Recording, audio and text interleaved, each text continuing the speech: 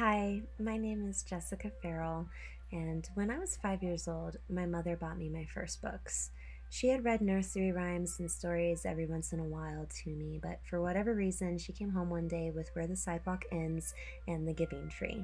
And from that day forward, my life was never the same. That was my turning point. It's funny how in this week's reading, Green touched on the subject of one's childhood being such a critical time in one's life, even that an object could be introduced early into one's life that sort of blossoms one's vocation, so to speak. Once I read Where the Sidewalk Ends, I think poetry was forever imprinted in my life. Writing poetry has led me down the path of wanting to explore a new genre with this screenwriting program.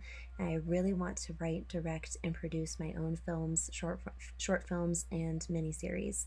But all of these new goals and aspirations came from a deeply rooted love for reading and writing. Like Green wrote about with finding your niche. Once I changed my major from education to creative writing, it just felt right. There was never a moment of hesitation or doubt that I wasn't listening to my calling. And I changed my major because I too had chosen a career for the wrong reasons, just like Green discussed in Strategy 3. I wanted security, and I knew I loved reading, so I thought that maybe being an English teacher would be well suited for me. But as soon as I went to do my hours at the schools, the teachers were so completely miserable that it was just depressing.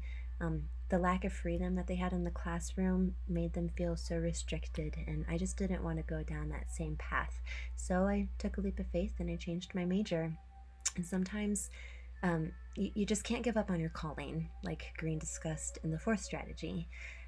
You have to look at things from a new angle, and that's when I found spoken word. It's a whole community of poets supporting poets, and it was just awesome to feel accepted and also a way of earning a living through the spoken word community. And I also really resonated with the fifth strategy when I thought about my past and the toxic people that I had to let go of right around the same time that I changed my major.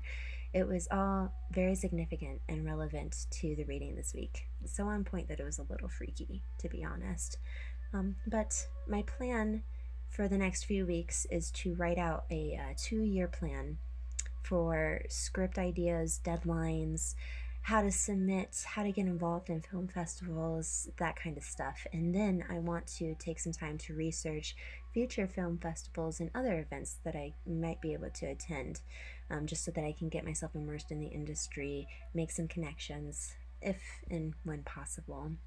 And those are my goals for the next few weeks. Thank you.